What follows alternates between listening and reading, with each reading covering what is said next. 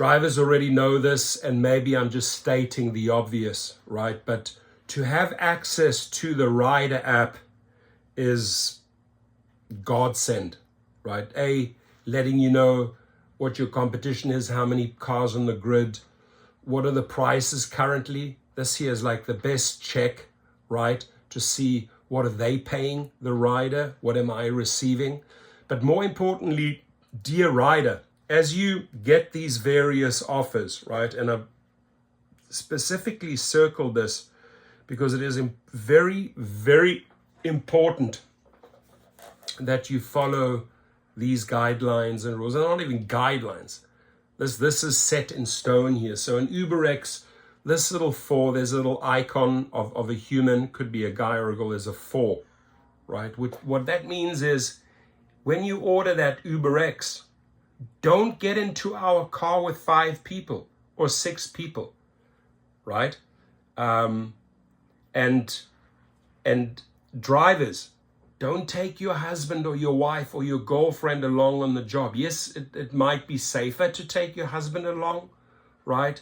But you're running into a massive, massive problem when you are driving an UberX, your husband's in the passenger seat, and suddenly 4 people will want to get into the car. You have a major problem, right? And you'll most likely be kicked off the platform. So these numbers here circled on the Rider app next to the category are important. Mostly they're important for the rider to follow. So if you want an Uber XL, let me give you a very simple car, Odyssey or a Sienna, 6 people, ladies and gentlemen. Don't come with your 10 people.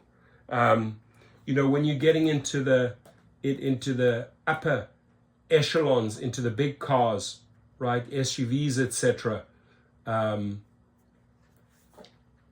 and classifies you as SUV and XL, and they say 6 people. That's what it is.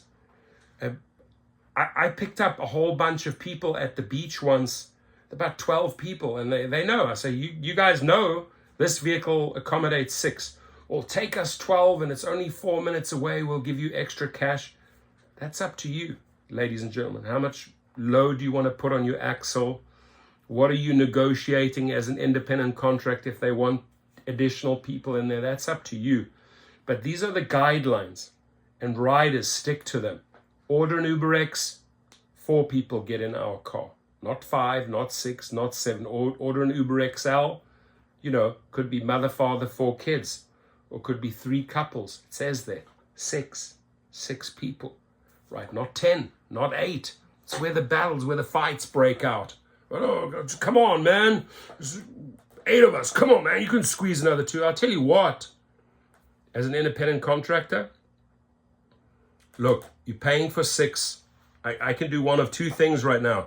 I can decline this trip because you're obviously not following protocol and I'm in the right. No matter how you try and spin it to Uber and Lyft, I'll always be in the right. Or that's okay. If you want to take that 7th person along, I can fit them in. You know, my Sienna can take 8 people, 7 plus me, the driver. But for that, you know, it's an additional $10 up front. You have the power to negotiate that. So there's a lot of data you get from this. There's a lot of educating, right? For people that have just downloaded the Uber and the Lyft app. These are the general guidelines. You have UberX Share, disaster, don't do it, drivers. UberX, Uber XL starts to get exciting, and XL. Comfort, now you have Comfort and Comfort Electric. My guess, ladies and gentlemen, is that they will eventually phase out Comfort, and that's why they brought in Comfort Electric. I think that's the reason they brought in Comfort Electric, because they want to push more and more people towards EV cars and, you know, push Comfort out and really get Comfort EV to replace that category, right? But you're paying a premium. You're paying a premium for these different type of categories. I don't know why they want to discount our XL, right? They say here's $61.20, or you can get it for $46. This just basically means we, the driver, are going to earn a fraction of what we should be.